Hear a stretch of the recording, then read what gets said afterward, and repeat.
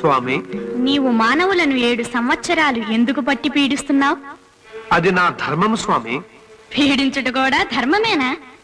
త్రిమూర్తులకు సృష్టి స్థితి లయలు ధర్మములు. యమునకు జీవుల ప్రాణాలు తీయట ధర్మము. లయకార్యము ప్రాణహరణము ధర్మమేనా అని అడిగితే నేనేం చెప్పగలను స్వామి?